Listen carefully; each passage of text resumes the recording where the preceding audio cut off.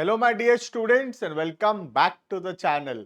आज के क्लास में हम कंटिन्यू करेंगे अपना subject fundamental of entrepreneurship and e commerce, जो कि हमारे उड़ीसा सेमेस्टर 1 और 2 का पेपर है। कई जगह सेमेस्टर 1 में पढ़ाया गया है, कई जगह सेमेस्टर नंबर 2 में पढ़ाया जाएगा। राइट, तो स्टार्ट करते हैं हम वीडियो को। हमारा टॉपिक चल रहा है यूनिट नंबर 1 का आखिरी टॉपिक हम पढ़ रहे थे, दैट वाज कस्टमर सेगमेंटेशन या also called as market segmentation। पिछले वीडियोस के अंदर हम ऑलरेडी समझ चुके थे कस्टमर सेगमेंटेशन या मार्केट सेगमेंटेशन क्या होता है। आज के क्लास में हम कुछ और टॉपिक्स पढ़ेंगे उससे रिलेटेड, जैसे कि उसका क्या रिक्वायरमेंट है, क्या इंपॉर्टेंस है, ये सब कुछ डिस्कस करेंगे। But before we start the video you can check the description. Description में एक ऐप का लिंक है, ऐप को डाउनलोड करो, रजिस्टर करो और complete videos, notes, practice set, important सब कुछ अवेलेबल हो। कुछ ग्रुप्स के भी लिंक है, टेलीग्राम चैनल का लिंक है, उसको भी ज्वाइन करना। वहां पे तुमको टाइमली अपडेट्स मिलता रहेगा। क्लियर? तो स्टार्ट करते हैं वीडियो को। जो टॉपिक है अपना वो है रिक्वायरमेंट ऑफ मार्केट सेगमेंटेशन। ठीक है, क्या जरूरत है मार्केट सेगमेंटेशन करने का। मार्केट सेगमेंटेशन का मतलब मैं बताया था कि मार्केट को समझना और ग्रुप बनाना या मार्केट को डिवाइड करना on the basis of same taste preference, उस बेसिस पे डिवाइड करना। आज जैसे मार्केट में हजारों कस्टमर्स हैं, राइट, तो हर कस्टमर का टेस्ट प्रेफरेंस चॉइस अलग अलग है। तो ग्रुप बनाना, एक एक ग्रुप बनाना जिसमें सेम टाइप ऑफ कस्टमर्स हों, that is called as customer segmentation, या basically dividing the customer on a certain basis, that is इधर taste preference choice as income etcetera. Clear? देखना, सबसे पहला क्यों जरूरी है, क्योंकि कस्टमर का प्रेफरेंस जो है आज के दिन में बहुत अलग अलग है। There is always differences in taste, likes, dislike, preference, habits of a customer. The response of customer में differ in different segmentations for common marketing program. अलग अलग कस्टमर का अलग अलग रेस्पॉन्स हो सकता है कोई चीज एक कस्टमर को अच्छा लगे तो दूसरा कस्टमर को वही चीज जो है बहुत खराब लग सकता है। Right, this difference enables the firm to produce their products according to the expectation of customer। और कस्टमर सेगमेंटेशन हमको हेल्प करता है कस्टमर के नीड के हिसाब से, कस्टमर के एक्सपेक्टेशन के हिसाब से जो कंपनी है वो प्रोडक्ट्स को प्रोड्यूस करे। क्लियर? सेकेंड आता है identifying and synchronising the difference. Easily identified and synchronized difference with the segments is another important requirement। तो आइडेंटिफाई करना कि क्या डिफरेंस है कस्टमर के बीच में, और सिंक्रोनाइज करना, सिंक्रोनाइज का मतलब होता है बेसिकली कोऑर्डिनेट करना। ठीक है, segmentation, segment simply refer to divide the whole number into various small group. पहले ही बताया था, जब पूरा मार्केट को हम छोटे छोटे हिस्सा में डिवाइड करते हैं, कुछ एक बेसिस लेकर, एक एक जो हिस्सा है it is called as segment. Clear है? Sometimes a very little difference may be there among the people of different segment, which may lead to mistake and confusion in making the segment। हो सकता है कभी कभार customer में बहुत छोटा मोटा डिफरेंस हो, बहुत ज्यादा डिफरेंस नहीं है कस्टमर्स में, थोड़ा बहुत माइनर डिफरेंसेस है उनके चॉइसेस। ठीक है, company should find the right approach to segment the market to draw favourable result. तो कंपनी को जरूरत है कि कंपनी सही तरीके से सेगमेंटेशन करे, ठीक से मार्केट को रिव्यू करे, मॉनिटर करे, और टाइम टू टाइम अगर जरूरत पड़े तो अपने सेगमेंटेशंस को चेंज भी करे as per the changing requirement of the customer. Clear है? जैसे आज मुझे सोच लो एक प्रोडक्ट चाहिए, तो मैं एक पर्टिकुलर टाइप ऑफ ग्रुप में आ रहा हूँ। ठीक है, जरूरी नहीं है कि 5 साल बाद मैं वही ग्रुप में आऊंगा।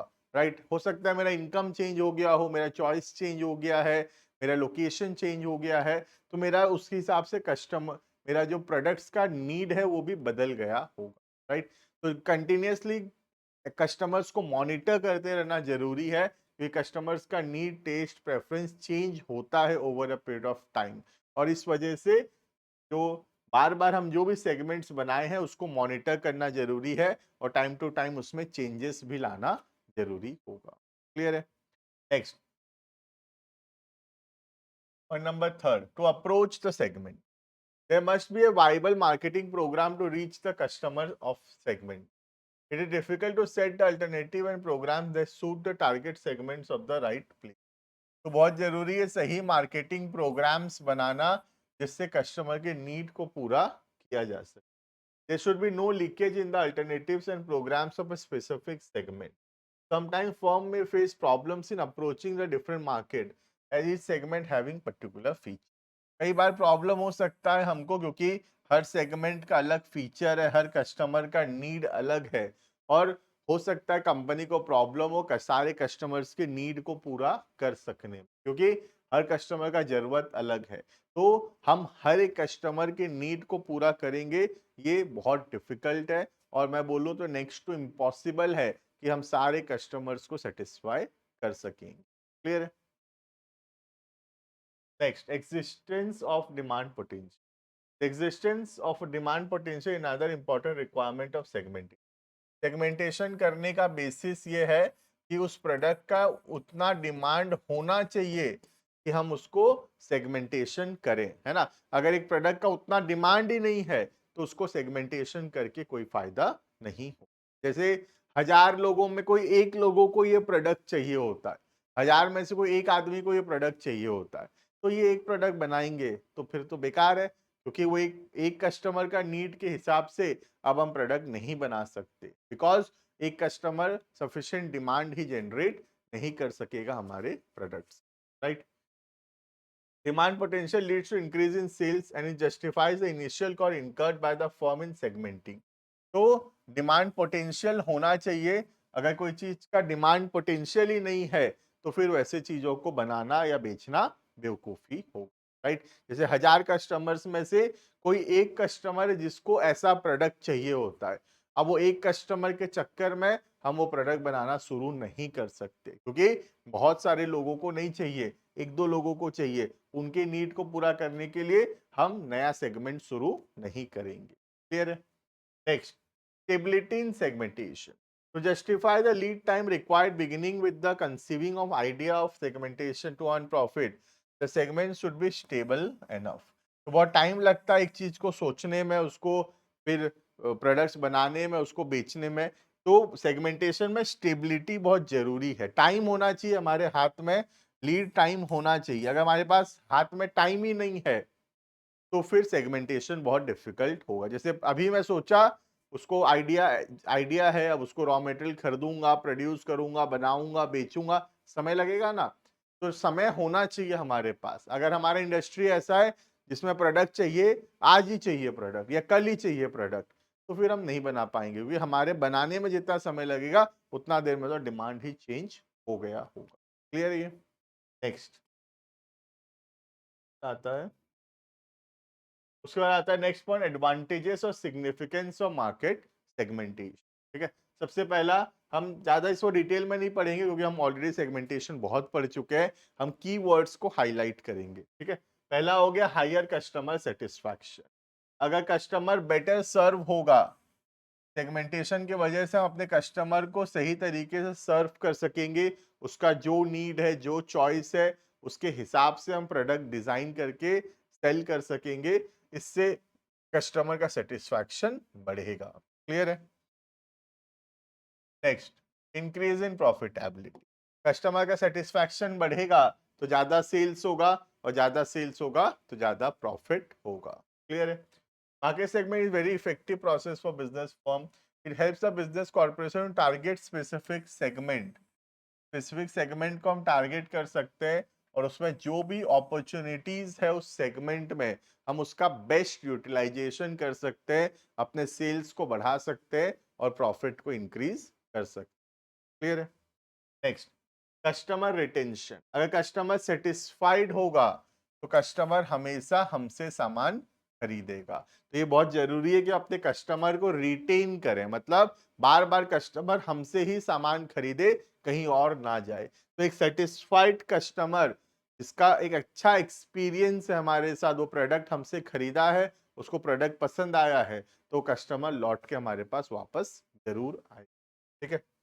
Once the business knows the customer, their needs can be catered well and experience of the customer with the market brand which help to connect the product or service. तो हम कस्टमर के need को, choice को समझेंगे, उनके requirement के हिसाब से प्रोडक्ट्स एंड सर्विसेज डिजाइन करेंगे, तो जरूर हमारे कस्टमर को प्रोडक्ट पसंद आएगा और वो हमसे जुड़ा रहे। Clear? Next, creates new market opportunity. हम बिजनेस सेगमेंटेशन हेल्प करता है आने वाले दिनों में जो पोटेंशियल अपॉर्चुनिटीज आने वाला है मार्केट में उसको समझने में और उसके लिए सही प्रोडक्ट डिजाइन करने में, इससे हमारे कस्टमर्स लॉयल बनेंगे, हमारे कस्टमर हमसे ही सामान खरीदेंगे। Clear? Next, effective market campaigning. The marketers can customize or personalize the marketing campaign accordingly and organize the marketing campaign. हम अपने हिसाब से मार्केटिंग कैंपेन रन कर सकते हैं, अपने हिसाब से मार्केटिंग कर सकते हैं, जैसा हमारा कस्टमर को पसंद है, जो हमारे हमारे जो टारगेट कस्टमर्स है उनको जैसा प्रोडक्ट चाहिए, जैसा मार्केटिंग चाहिए, हम उस हिसाब से जो है डायरेक्ट मार्केटिंग कर सकते हैं अपने कस्टमर्स के लिए। राइट? नेक्स्ट, सही रिसोर्सेज के यूटिलाइजेशन होगा, अननेसेसरी हम जो टाइम एंड एफर्ट्स को वेस्ट नहीं करेंगे, हमको पता है क्या करना है, कैसे करना है, तो उससे क्या होगा, हमारा resources effectively and efficiently use होगा, कोई भी रिसोर्सेज, टाइम एंड मनी जो है वो वेस्ट नहीं होगा। Clear? This is effective utilization of resource. Clear? Next, cost efficient marketing. Market segmentation helps to serve a lot of useful time. तो बहुत सारा समय, पैसा बचेगा हमारा, क्योंकि हम अननेसेसरी सबको टारगेट नहीं कर रहे, जो हमारे कस्टमर है हम सिर्फ उन्हीं के लिए काम कर रहे हैं। ठीक है? तो हमारे टारगेट कस्टमर को क्या पसंद है, क्या क्या चॉइस है, क्या लाइक्स है, क्या डिसलाइक्स है, अगर पहले से पता होगा तो हम उसके हिसाब से प्रोडक्ट्स बनाएंगे, तो हमारा समय और टाइम वेस्ट नहीं होगा, जो कस्टमर को चाहिए हम एज इट इज वैसा बना सकेंगे। क्लियर है? तो इससे हमारा जो मार्केटिंग है बहुत कॉस्ट एफिशिएंट होगा, अननेसेसरी हमारा पैसा बर्बाद नहीं होगा, समय बर्बाद नहीं होगा मार्केटिंग के अंदर। क्लियर?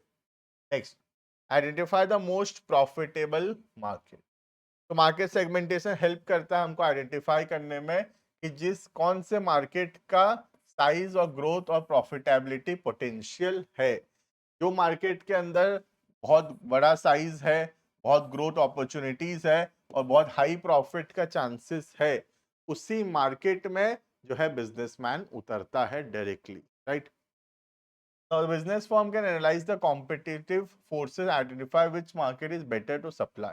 हम सब कुछ एनालाइज कर सकते हैं किसमें कितना कंपटीशन है और डिसाइड कर सकते हैं कि कौन सा मार्केट में हमको प्रोडक्ट्स को सप्लाई करना है। क्लियर? तो मार्केट सेगमेंटेशन हेल्प करता है हमको आइडेंटिफाई करने में कि हमको कौन सा मार्केट को टारगेट करना चाहिए। ऐसा मार्केट को टारगेट करेंगे जिसका साइज सफिशिएंट हो, ग्रोथ अपॉर्चुनिटीज हो और पोटेंशियल प्रॉफिट का चांसेस हो। क्लियर है?